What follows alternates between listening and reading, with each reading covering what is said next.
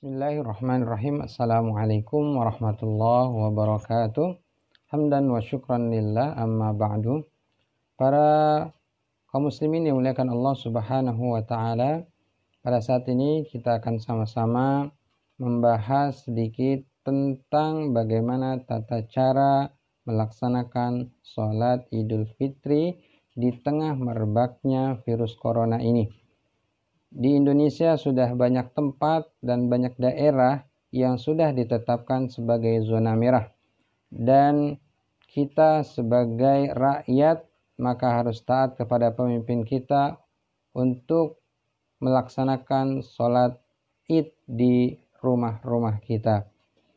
Karena ada larangan oleh pemerintah dan larangan oleh Majelis Ulama Indonesia. Untuk itu, poin yang pertama akan kita bahas adalah hukum sholat Id. Sholat Idul Fitri itu hukumnya menurut Imam Hanafi wajib bagi kaum muslimin. Kemudian menurut Imam Ahmad bin Hanbal hukumnya adalah fardu kifayah. Sedangkan menurut Imam Syafi'i dan Imam Malik hukumnya adalah sunnah muakkadah. Yang ini dipercayai oleh kaum muslimin yang ada di Indonesia yang bermazhab Syafi'i. Yang kedua, sholat Idul Fitri boleh dilakukan secara sendiri-sendiri dan juga bisa dilakukan secara berjamaah.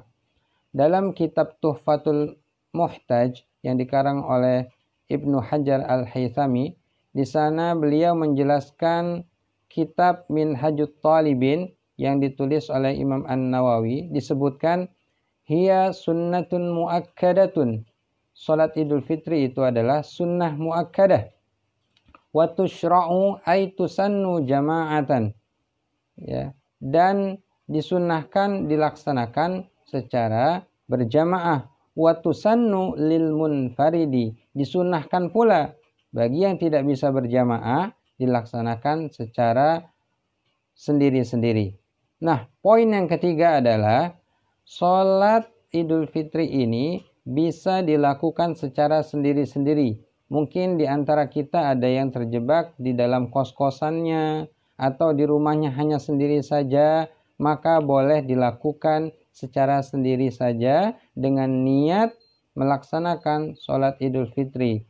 Wala khutbatalahu, ya, di dalam kitab tersebut disebutkan watusannu lil munfaridi wala khutbatalahu, disunnahkan untuk dilakukan secara sendiri-sendiri, tapi kalau sendiri-sendiri tidak ada khutbahnya.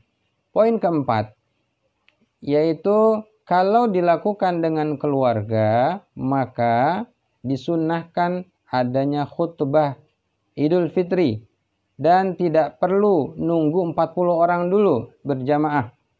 Karena bisa berapapun jumlah keluarga itu, maka bisa dilaksanakan sholat Idul Fitri. Dalam kitab Al-Iqna yang ditulis oleh Imam Khatib Asy-Syarbini, di sana disebutkan wa yakhtubu ba'dahuma khutbataini ka khutbatai al-jum'ah. Ya.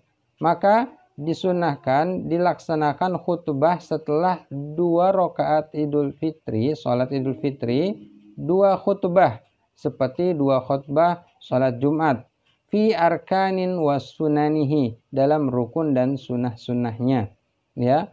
Walakin la fi syurutihi, akan tetapi tidak berkenaan dengan masalah syarat sah sholat Jumat atau syarat sah khutbah Jumat. Oleh sebab itu, maka berapapun jumlah kita nanti di dalam keluarga, baik itu 3 orang, 4 orang, 5 orang, bahkan lebih, maka sebaiknya ada seorang yang laki-laki untuk menjadi imam. Setelah menjadi imam, mungkin entah anak kita atau kepala keluarga membacakan khutbah Idul Fitri, tidak perlu lama-lama, ya, tidak perlu lama-lama, asalkan rukun khutbah itu terpenuhi. Nanti bisa dicek sendiri di Google, ya, rukun khutbah seperti apa. Nanti ada 2 khutbah, ngebaca tidak apa-apa, membaca tidak apa-apa, kemudian sampaikan nasihat kepada keluarganya kemudian maka pahala sholat Idul Fitri akan sampai ke kita semua. Oleh sebab itu saran kita adalah mari sama-sama kita laksanakan sholat sunnah ini, dan kita bisa berharap semoga Allah menghilangkan virus ini dari muka bumi ini. Wallahul muwaffiq ila aqwamit thoriq. Assalamualaikum warahmatullahi wabarakatuh.